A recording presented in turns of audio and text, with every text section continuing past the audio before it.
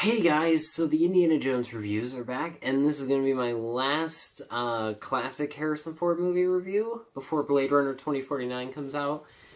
And later this week, I'm going to be reviewing, in preparation, the little short films they've been releasing for Blade Runner 2049. There's the 2036, Nexus Dawn, 2048, Nowhere to Run, and then Blackout 2022. Looking forward to that. Anyways, let's talk about Indiana Jones and the Kingdom of the Crystal Skull, the most universally loved Indiana Jones movie. If you're wondering why the setting is different, watch my Ant-Man review. I kind of explain it all at the beginning there, and also stay for the review. So, it's getting views is nice, okay? I like it when people watch. Anyways, it gives me a reason to keep doing it. Anyways, let's talk about Indiana Jones and the Kingdom of the Crystal Skull. So it's the height of the Cold War. Famous archaeologist Indiana Jones, returning from his latest adventure, finds out that his job is in jeopardy. He meets Mutt, a young man who wants Indy to help him find the legendary Crystal Skull of Akator, and the pair set out for Peru. However, deadly agent Irina Spalko is searching for the powerful artifact too, because the Soviets believe it can help them conquer the world. So, before we actually talk about the movie, I want to talk about the cast. Harrison Ford returns as an older Indiana Jones and just slips right back in. Like, as soon as you see the shot at the beginning where it's just his shadow and he puts the hat on and he's like that, and then you see him for the first time, it's like he never left the role, even though it's been like 20 years, I think, since The Last Crusade, when this movie came out anyways. So, yeah, that's always nice. I had the same thing with Han Solo. As soon as he steps onto the Falcon in The Force Awakens, it feels like he never left the part, even though it'd been 30-something years.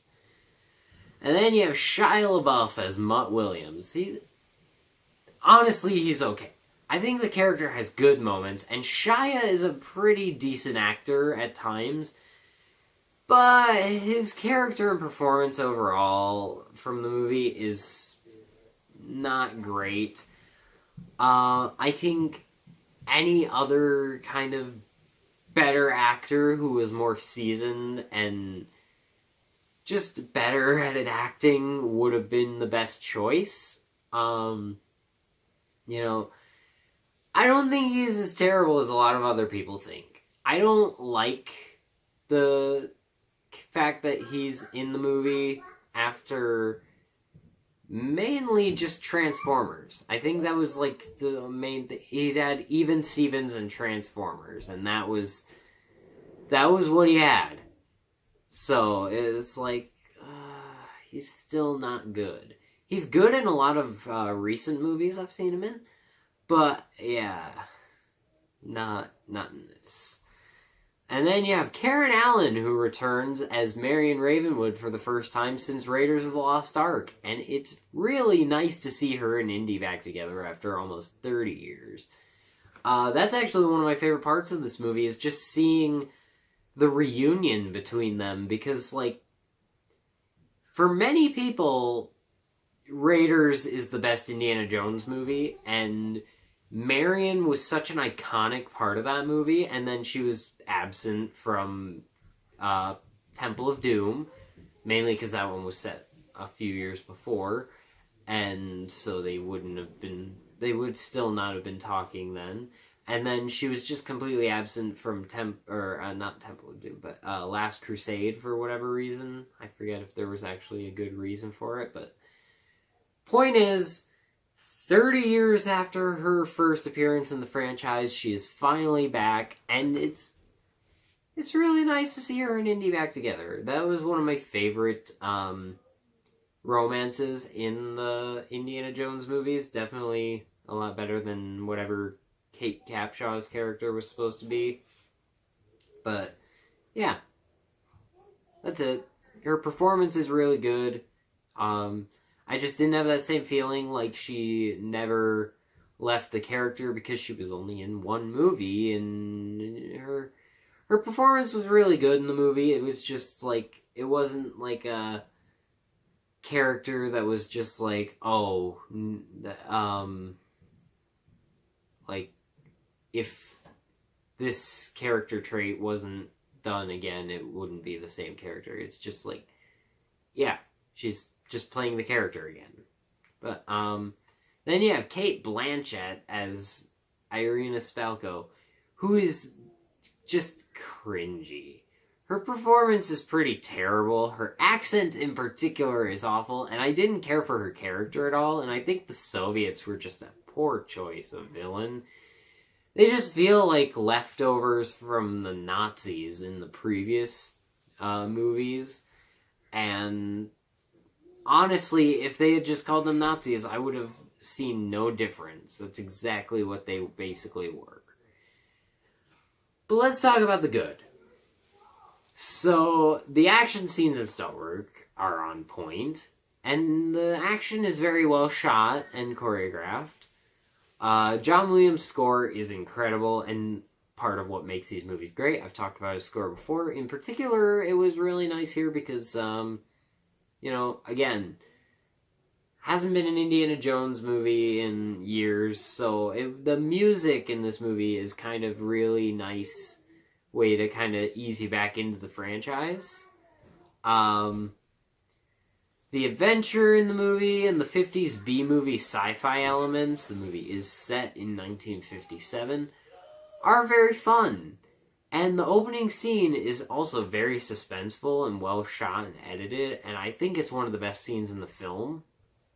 Not the hound dog part with all the teens in the car, but like when they arrive at the military compound and kill all the guys, and the music is very suspenseful, the shots are very suspenseful. It's all just really good.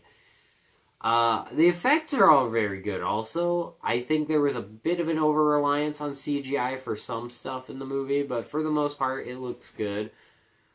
And now we get to the negatives. There are a lot of dumb things in this movie. I think the plot, for the most part, is kind of just not that good. I didn't really dig the whole thing with the Crystal Skull and Akator and stuff.